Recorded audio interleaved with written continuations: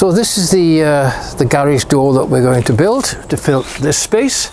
The frame is already in, and after that, next to it, I'll have to build a double door, but that's for another day, probably another week actually, the rate I do my work. This is the decking that I've chosen. It's double-sided with ridges on this side as well. I like this one for the outer face. I think it's going to look quite nice. I didn't buy this from Wix because it's usually stored outside and it shrinks dramatically. I actually bought this from Home Base. I prefer the design, and at least it's quite dry, it's kept inside. Anyway, I better stop talking and get on with building the door. Because I don't have a workbench, I'm going to have to build the door outside. So I've cut the pieces. It's turned out, thankfully, to be exactly the right width. However, you can see one of the downsides of using decking is it's not exactly straight. You can see I've got a nasty gap there. So I'm going to need to swap pieces around in order to avoid those gaps. You see at the top, it's quite nice and tight. I'm not worried about the differing colours because by the time it's sanded and varnished, it all turns out the same. But I think the biggest issue I've got is this gap, and I don't think even trying to pull it together would really help. So the door is progressing. Last night I got the 4 pieces together, and then they're held together actually by the hinges at the moment, and I'll be introducing supports at the back along behind each of the hinges, and when I do that I'll put longer screws in the hinges to give additional purchase all the way through, because the door's going to be quite heavy. Anyway, to get the small gaps between them, I had to shift them around because they're not absolutely straight, top and tail them until I got them reasonably good. So I'm quite happy with these at the moment.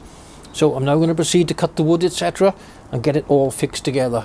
I'll probably run to the light today, but I'll get it finished tomorrow. It's morning, the sun is shining. It's a chilly 7 degrees. I didn't manage to finish the door last night because my drill, the battery went flat. So back to finish it off today. You may be wondering why I've supported the back in this way. Well, I have to avoid the edge where it meets up with the door edge, the frame. And I wanted to look symmetrical, so I've put the back supports in this way that pull the wood together, and obviously the wood is also held together by the big hinges on the other side. And I also want to keep it as light as possible because it is going to be a heavy door, which is one of the downsides. But anyway, I'm going to crack on with this, and then we'll turn it over and hope it's looking nice and flat without gaps on the other side. Anyway, I'm now going to pick it up. This is the grand reveal. Let's see what the front of it looks like. Let's hope it hasn't pulled out of shape. And there are no huge gaps. Let's have a look. Okay, that's the door turned over. It's pretty flat. Not too many big gaps, and I think for a cheap garage door, it's not too bad. Well, I lifted the door in place. I sat it on a couple of shims, got it straight, shimmed the edge, and then put in the screws on the hinges. I made a small mistake with the hinges. I took them too far this way. So as the door opened, the moving part of the centre of the hinge was coming into contact with the wood. I've now moved them out, and the problem has gone. I've still got all the other pieces, the door stops, etc. to do, but this is the basic door in place. Now the idea, which seemed good, was this would be varnished and would become like a nice honey colour, like the side door, which would match in with this, and the frame being dark grey, which would be that grey, would look good in contrast with it.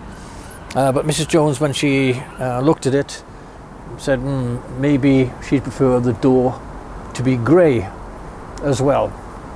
So jury is out on that. I am going to put on some additional trim which will cover the gap,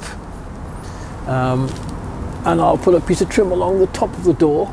This trim here will be grey, but of course along the top will be whatever colour we decide to do it, and I'll also put a piece of trim to tidy up the bottom there. I'll just put the door frame in the final darker grey. It'll go slightly darker again with the next coat, and the door in natural colour now looks a little bit better because it's probably framed by the dark colour.